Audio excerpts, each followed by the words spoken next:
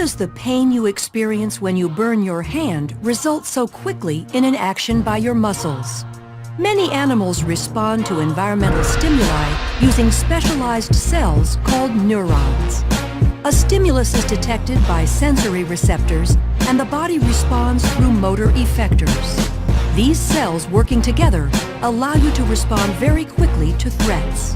When you touch something hot, heat receptors of a sensory neuron detect the stimuli and send the information of heat to an interneuron in your central nervous system. From there, a motor neuron sends a response from your central nervous system to the skeletal muscles in your arm, causing them to contract and pull your hand away. The fundamental process of neural transmission that underlies this action occurs in all neurons of the body. Neurons transmit this information through changes in the electrical potential of the membrane by the movement of ions across the membrane.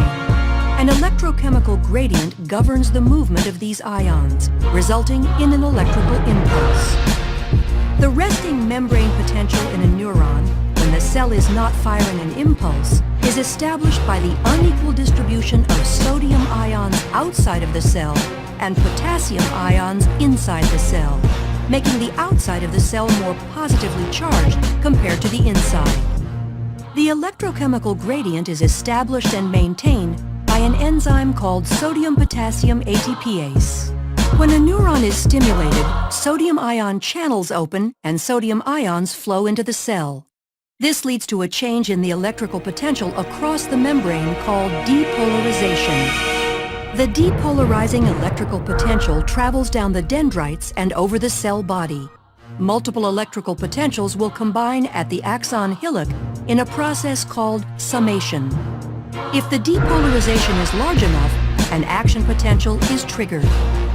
Action potentials are all or none electrical impulses that maintain their amplitude and strength down the length of the axon.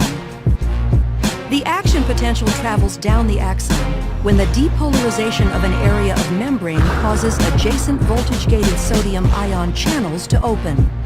The influx of sodium ions results in membrane depolarization along the membrane. After a short delay, potassium ion channels open and potassium ions flow out, repolarizing the membrane. For the neuron to fire again, the resting membrane potential needs to be re-established. Sodium-potassium ATPase is used to move sodium and potassium ions against their concentration gradients, re-establishing the resting membrane potential. As the action potential moves down the axon, ions are diffusing only a short distance, allowing the signal to move quickly. At the axon terminal, the electrical impulse passes to another cell at a cellular connection called a synapse. The space between the presynaptic neuron and a postsynaptic cell is called the synaptic cleft. The presynaptic neuron contains signal molecules called neurotransmitters that are packaged inside vesicles.